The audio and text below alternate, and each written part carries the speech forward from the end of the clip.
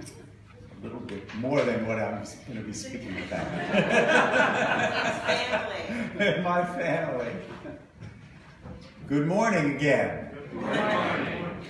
I am Andy Roth, and I'm the father of a senior, high school senior who has gone through the whole childhood and youth program here at Beacon. I want to say a special welcome to all the families of young kids here today, because I know that today is our biannual family breakfast. So all families with kids age kindergarten through 5th grade will be going downstairs after the recessional for that breakfast. My son was 6 years old when my wife Kathy and I joined Beacon, and we could not be happier with our experience here.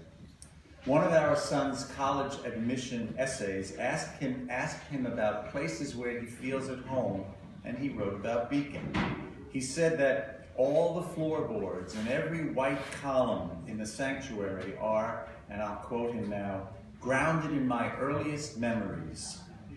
And the youth group has a unique dynamic, one of warmth and support, like a zany family, and I dearly call it another home. End quote. In the children's small groups, he was encouraged to think for himself with a curriculum of open, respectful exposure to the wide range of religious and spiritual ideas. Unitarian Universalism gives our children the freedom to explore, to come to their own spiritual conclusions as long as they don't impinge on those same rights of others. Our 7 principles are grounded in how we live together and work together with kindness and respect for the environment and each person in it.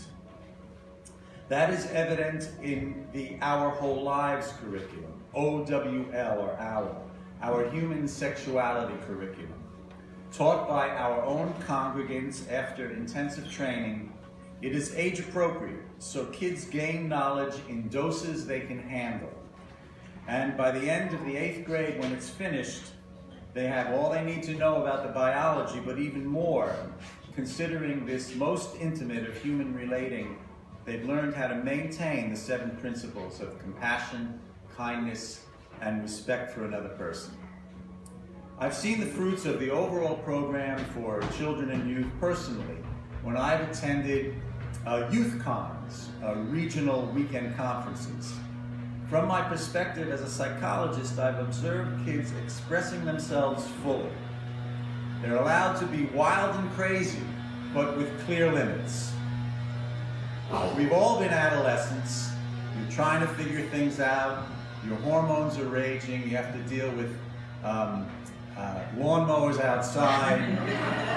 You've got boundless energy and curiosity, and the temptations are out there. More now than when I was a kid. There need to be limits. But if the limits are too strict or too harsh, kids will push against them and perhaps pass them into risky behavior. But from my perspective, Beacon strikes just the right balance, allowing self-expression in a safe way. And then there's the kindness and compassion. I observed a boy at one youth con stuttering terribly as he spoke with his friends. Where I grew up, there'd be kids making fun of him. None of these kids were doing that. They were simply, patiently listening. A good friend of mine shared with me that when his son, who had some learning and social difficulties, came back from his first con, he told his father, "You know what?" I may cry a little bit when I say this. "You know what? Someone told me I like you just the way you are." And my friend says that it changed his son's life, and it's true. None of us can parent alone. We need caring communities like Beacon, where our kids and we parents can make another home, one that values all of us just as we are. I hope all of you can find a home here at Beacon, just as my family has. Thank you.